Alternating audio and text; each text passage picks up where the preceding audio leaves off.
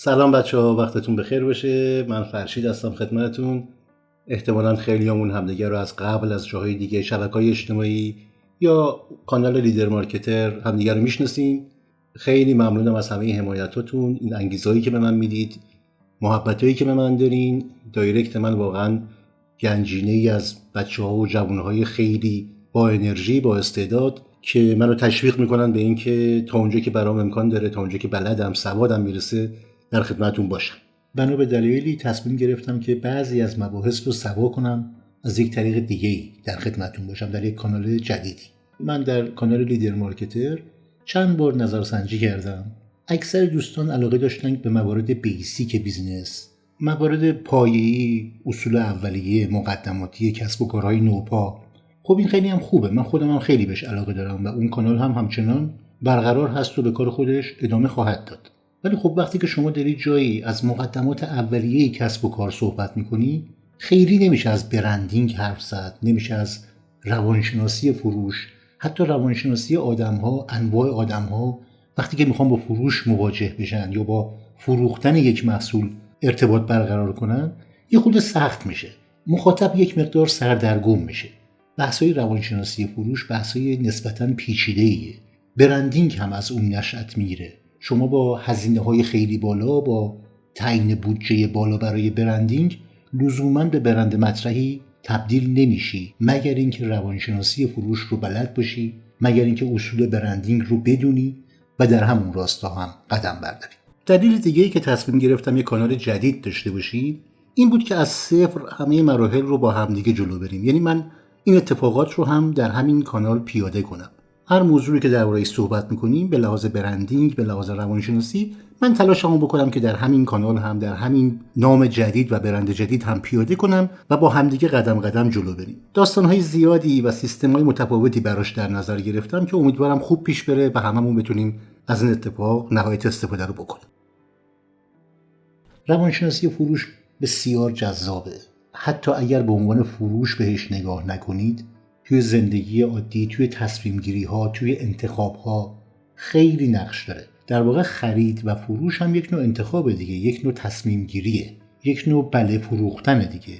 بنابراین دونستن روانشناسی متقاعد شدن، خریدن، فروختن، حتی در خیلی از ابعاد دیگه زندگی هم نقش خیلی پررنگی داره. اینکه چه زمانی ریسک کنید، چه زمانی انتخاب کنید، چه زمانی تصمیم بگیرید، چطوری تصمیم بگیرید، به خیلی از شرایط بستگی داره که ریشه اونها یک جوری برمیگرده به روانشناسی فروش. چطور میشه که شما گاهی ریسک پذیرین، گاهی نیستین؟ چطوری میشه که گاهی انتخابات درست انجام میدید، گاهی نه؟ شما که همون شخص هستین، شما که تغییری نکردین. شرایط هست که از شما یک آدم ریسک پذیر میسازه و یک آدمی که ترجیح میدید این کار رو انجام ندید. شاید خیلی از ناکامی هایی که برای فروش اتفاق میفته، شما هر چقدر کتاب میخونید، ویدیو میبینید، پادکست گوش میکنید و در نهایت میبینید در فروش و یا در بیزینس و کسب و کارتون و یا حتی میخوام بگم در بعضی از ابعاد زندگی موفق نیستین، این هست که به بحث روانشناسی فروش توجهی ندارید. بذارید یه مثال خیلی ساده براتون بزنم. به عنوان مثال 10 نفر جای مهمان هستید و میزبان 2 نوع هدیه بهتون میده. یک نوع هدیه مثلا 1,000,000 تومانی بهتون میده و یک نوع هدیه 800,000 تومانی. خب به نام خودتون بسته بندی کرده، برای شخص خودتون تهیه کرده و بعد عنوان میکنه که اگر دوست دارید میتونید این رو با هم دیگه جابجا کنید. اگر هر کدوم به هدیه اولی احتیاج داره، میتونه با کسی که به دومی نیاز داره این هدیه‌اش رو جابجا کنه. تعداد بسیار کمتری این کارو انجام میدن. بله، اونایی که هدیه 800,000 تومانی رو دارن یک مقداری به لحاظ مالی، به لحاظ ریالی ارزشش کمتر هست، ولی ترجیح میدن هدیه خودشون رو نگه دارن. عرض میکنم بیشتر آدم‌ها، هیچ وقت نمیتونیم بگیم همه، این حس مالکیت رو، این هدیه رو دوست دارن. این رو برای خودشون میدونن. 200 تومن هم براشون اونقدر مهم نیستش که این کار رو انجام بدن. حالا اگر اختلاف قیمت این دوتا با هم دیگه مثلا 700,000 تومان بود، 800,000 تومان بود، تعداد بیشتری این کار رو انجام میدادن. تعداد بیشتری به اون حس مالکیت خودشون غلبه میکردن. ترجیح میدادن اون هدیه ارزشمندتر رو داشته باشن، چون اختلاف اونقدر زیاد بود که تصمیم گیری رو براشون راحت تر میکرد. حالا بیایید همین مثال رو جای دیگه ای در نظر بگیریم. فرض کنید یک نمایشگاه تشریف بردید، یکی از غرفه‌ها اشانتیون میده. همون هدیه 1 میلیون تومانی رو و همون هدیه 800,000 تومانی رو. اینجا شما آتش بیشتری دارید، بیشتر دلتون میخواد اون هدیه 1 میلیون تومانی رو صاحب بشید، مالک اون بشین. هدیه ها کاملا همون هستن، همون کیفیت، همون قیمت، ولی اینجا دیگه برای شما حس مالکیت وجود نداره. حتی با کمتر از این هاشم اگر مثلا اختلاف 100,000 تومان هم بود، باز شما دلتون میخواست اون گرونتره رو داشته باشین. این خیلی طبیعیه و انسان اون چیزی که گران قیمت تره رو بیشتر دوست داره. هزینه‌ای هم که براش نمیدید که بگید ضرر میکنم. در هر صورت شما دارید یه اشانتیون میگیرید، یه هدیه‌ای میگیرید. حالا تو اولی 800,000 تومان سود میکنید و در دومی 1 میلیون تومان. میبینید در حالتهای مختلف تصمیم گیری های شما چقدر تغییر میکنه.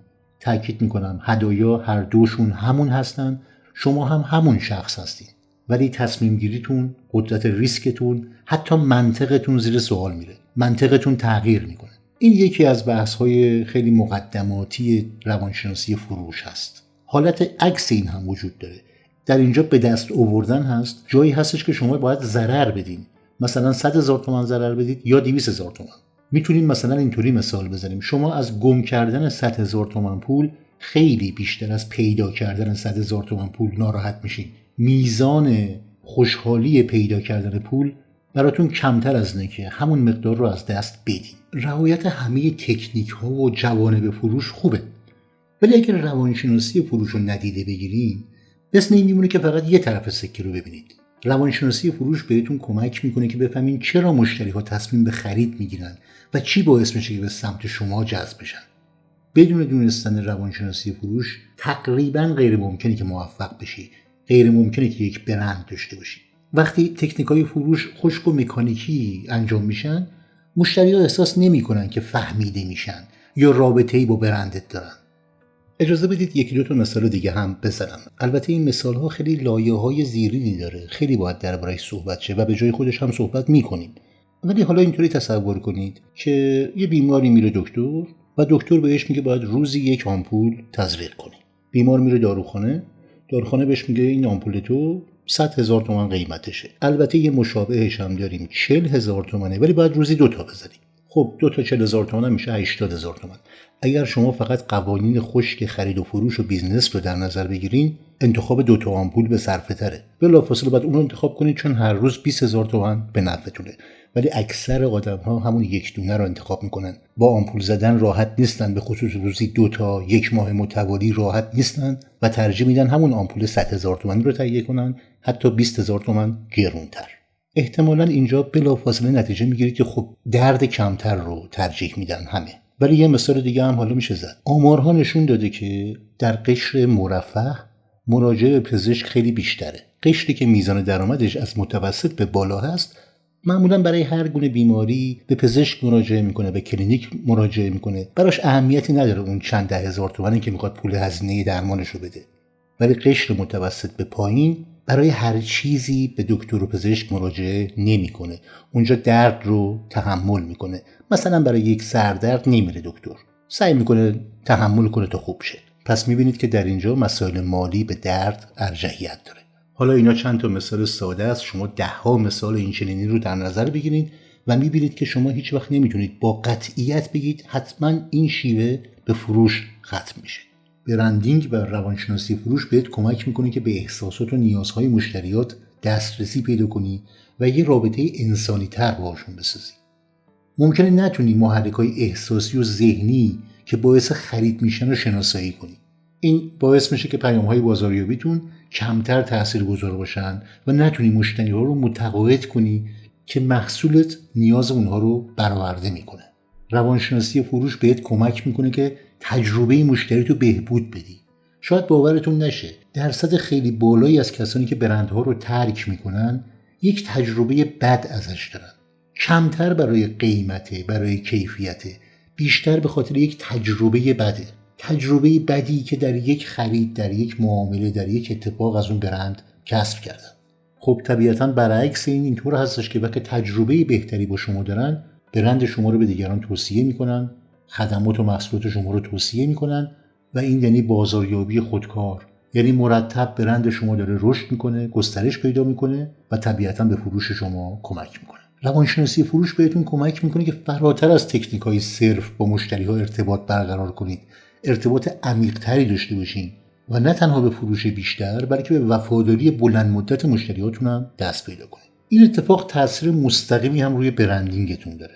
بهتون کمک میکنه که با درک نیازها و احساسات مشتری‌ها یه رابطه معنادارتری با اونو برقرار کنید، ایجاد کنید. وقتی مشتری‌ها احساس میکنن که تو به نیازشون اهمیت میدی و بهشون احترام میذاری، اعتماد و اعتبار برندت افزایش پیدا میکنه. این اعتماد و اعتبار به نوبه خودش به تقویت برندت هم کمک میکنه. پس بحث بعدی که من تو این سری پادکست و در این کانال بهش میپردازم بحث برندینگ هست. صدای برندت، هویت برندت، شنیدن صدای مشتریت، تقویت برندت و اینکه در نهایت برندت رو به عنوان یک برند انسانی قابل اعتماد و محترم بسازی که مشتری‌ها بهش اعتماد کنن و ازش حمایت کنن.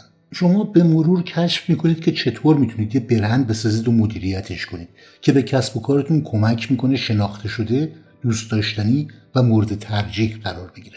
برخلاف باورهای عمومی، این یه جمله معروفیه که شرکت‌های معتبر محصول نمیفروشن، اونا برندینگ میفروشن، برند خودشون رو میفروشن. اونا تجربه ها، احساسات و ایدئولوژی ها رو میفروشن. کسب و کارهایی با برندهای شگفت‌انگیز مثل کوکاکولا، پپسی، اپل و این گونه موارد دقیقاً میدونن چه تجربه‌ای میخوان مشتری‌ها هنگام خرید یا وقتی که دارن به خرید فکر میکنن داشته باشن.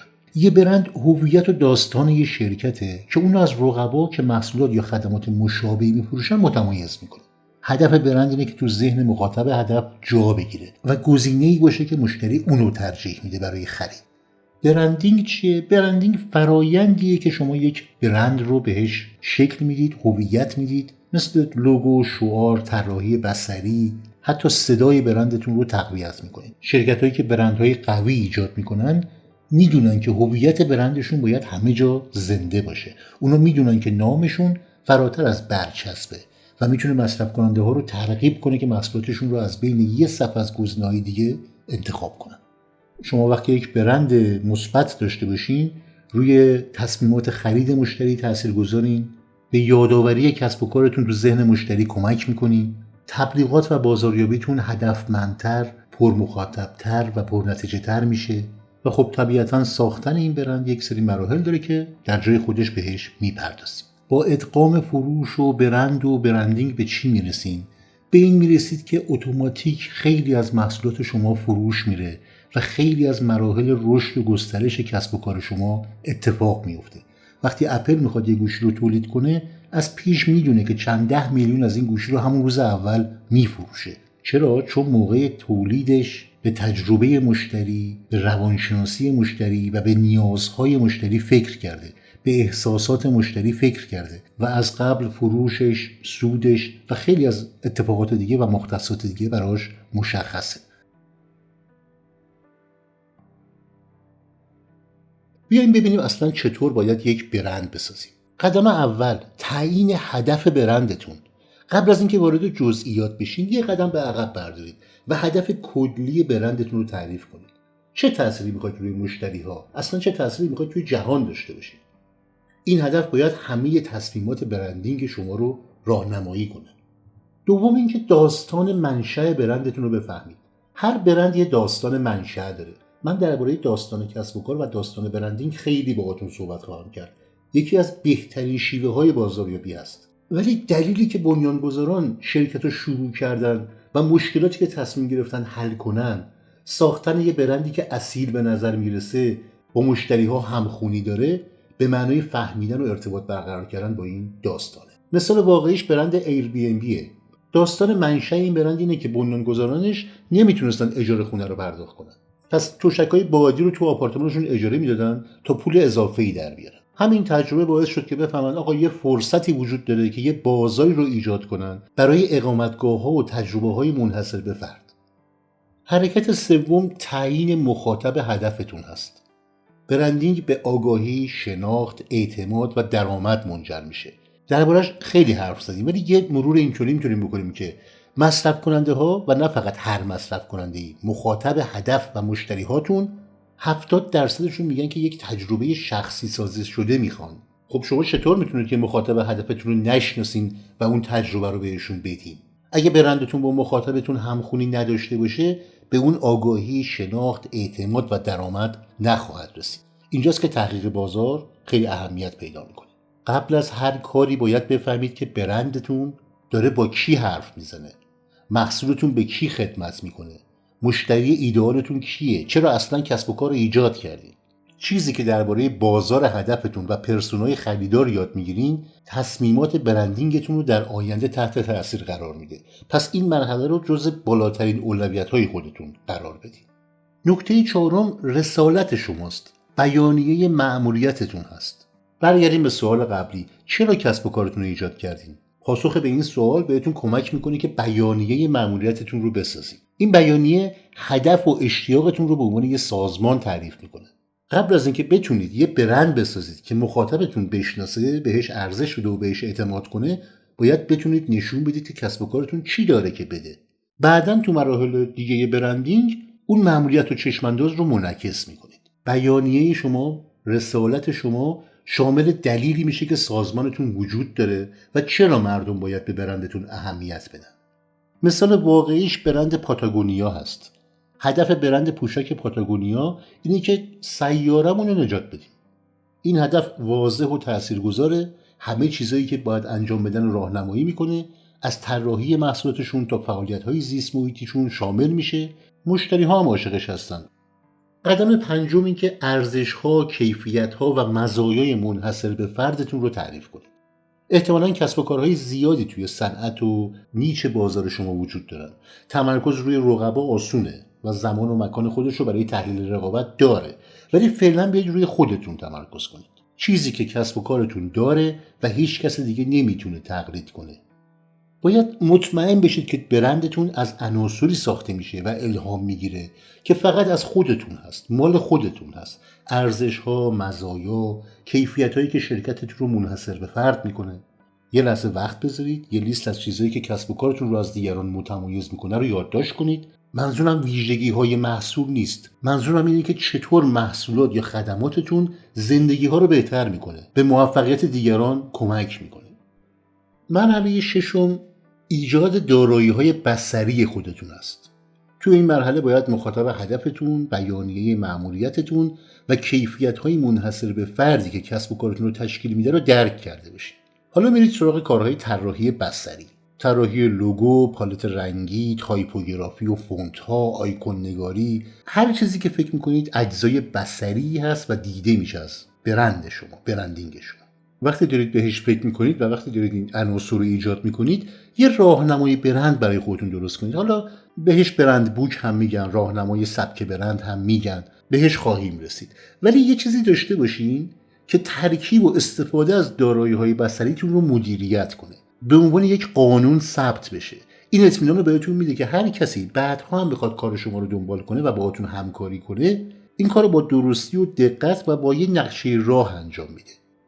گام بعدی صدای برندتون رو باید پیدا کنید. به صدای برندتون فکر کنید. اگه با برندتون صحبت کنید یا اگه بهتون پیام بده، چه صدایی داره؟ برای همینه که اون آشنایی بیشتر با مخاطب هدفتون خیلی اهمیت داره. از کمپین‌های تبلیغاتی و کپشن‌های اینستاگرام تا پست‌های وبلاگ و داستان برندتون، لحن شما باید ثابت باشه. پس به مخاطبتون یه فرصت بدید تا با برندتون آشنا بشن و صدای شما رو تشخیص بدن. حتی بهتر از اون، یه صدای سرگرم کننده و جالب ایجاد کنید و مشتریهاتون رو منتظر بروزرسانی‌های شبکه‌های اجتماعی و ایمیلیتون بذارید. میل چیمپ که یکی از سرویس دهنده‌های ایمیل هست، یه مثال خیلی عالی در این باره است. از محتوای وبشون تا پست‌های شبکه‌های اجتماعی یه صدای برند واضح دارن که دوستانه، سرگرم کننده و قابل دسترسه. توضیح بخش‌های فنی محصول نرم افزاری میتونه سخت باشه، ولی اون این کارو خیلی خوب و راحت و دوستانه انجام میده. شما همیشه وقتی که پیامی ازش دارید، ایمیلی ازش دارید، معمولا این که یه لبخندی به لبتون میاره. مورد بعد این که برندتون رو به کار ببرید. برندتون فقط وقتی کار میکنه که شما هم کار کنید. وقتی طراحی و ایجاد برندتون رو یا بازسازی برندتون رو تموم کردین، اونو در هر گوشه‌ای از کسب و کارتون ادغام کنید. به طور ویژه توجه کنید که مطمئن بشید هر جایی که کسب و کارتون با مشتری‌ها ارتباط برقرار میکنه، برندتون نمایش داده بشه. اگر یک کسب و کار کوچیکی دارید، این چند نکته رو هم در نظر بگیریم برای شروع کار. اول اینکه با برندتون مثل یک شخص رفتار کنید. برندتون باید یه هویت، اینکه کیه، شخصیتی که چطور رفتار میکنه و یه تجربه‌ای به جا بذاره، یعنی چطور به یاد میمونه. از خودتون این سوالا رو درباره برندتون بپرسین. برندتون چطوری خودش رو معرفی میکنه؟ اگه بخواد ظاهرش رو توصیف کنه چطور این کار رو میکنه؟ برندتون چطور درباره محصولات یا خدماتش صحبت میکنه؟ جدیه، حرفه‌ایه، شوخ طبعه، جسوره؟ اگه فکر کنید که اون یک شخص هست، بعد از اولین ملاقات با برندتون اونو چطوری توصیف میکنید؟ چند جمله‌ای که دربارش استفاده میکنید چیا هست؟ هدف برندینگ ایجاد رابطه با مشتری هاست. راحت ترین راه برای انجام این کار اینه که با برندتون مثل یه شخص رفتار کنید و بفهمید که میخواید مشتری هاتون هم همین کارو کنن. نکته دومی که اولویت رو به یه نواختی بدین. یک نواختی برای برند ضروریه چون اعتماد میسازه. ببینید عرض میکنم اولویتتون رو، یعنی یه وقتی اگه خیلی مجبور میشید عیبی نداره اگه تغییراتی بدین، ولی اولویتتون با یک نواختی باشه. یک نواختی برای مشتری اعتماد میسازه، به مشتری ها نشون میده که ارزش هاتون اصیله.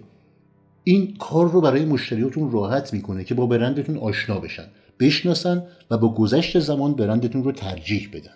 اون راهنمای برندی که گفتم، برند بوک، میتونه به این کار خیلی کمک کنه. و نکته بعد این که اجازه ندید که الهام بخشی به تقلید تبدیل بشه. تحلیل رقابتی مهمه. نه تنها شما رو آموزش میده که رقباتون کجا وایسادن و چطور پیشرفت میکنن، بلکه میتونه به شما هم ایده بده که چطور میتونید برندتون رو بهبود بدید یا بیشتر متمایز کنید. ولی مراقب باشید که به دام تقلید نیفتید. فقط به این دلیل که رقیب یا دو تا شرکت دیگه به یه روش خاص برندینگ کردن، به این معنی نیست که شما هم باید از اون پیروی کنید. برندهای جدید منحصر به فردن، تحریک آمیزن و برندهای به یاد موندنی هستن. ما درباره این موارد خیلی صحبت میکنیم، درباره تک تکشون شیوه‌های مختلف رو بررسی میکنیم، برندهای مختلف رو مثال میزنیم، داستانهای برند متفاوتی رو با هم دیگه مرور میکنیم و قدم به قدم این مسیر رو جلو میریم. در حال حاضر به عنوان یک بحث مقدماتی بعضی از مراحل مقدماتیش رو با هم دیگه مرور کردیم تا کلاً با این مسیر آشنا بشیم و در راستای برند و برندینگ خودمون گام برداریم. شما وقتی که در راستای برندینگ و روانشناسی فروش گام برمی‌دارین، مثل اون پرنده‌ای میمونه که مدت‌های اول پروازش باید به شدت بال بزنه، ولی در یک جایی و به یک جایی میرسه که دیگه بالهای خودش رو باز نگه می‌داره و به پرواز خودش ادامه میده. دیگه نیاز کمتری به بال زدن و تقلا کردن داره. مثل یک سیستم خلبان خودکار میمونه که هواپیما بلند شده، داره به مسیر خودش ادامه میده و این خلبان خودکار یا همون اتوپایلوت داره هواپیما رو به مقصد هدایت میکنه بدون اینکه خلبان نیاز بشه کار خاصی انجام بده. به همین دلیل من نام این پیج رو و نام این اتفاق رو، نام این سیستم رو گذاشتم اتوپایلوت. خیلی امیدوارم که با دنبال کردن این پادکست ها، با ریزکاری هایی که بعداً درش مطرح میشه، با برنامه‌هایی که براش در نظر گرفتم، یه کمکی کرده باشم به برندینگتون و به بهبود کسب و کارتون. خیلی هم ممنونم از همراهیتون. موفق باشید.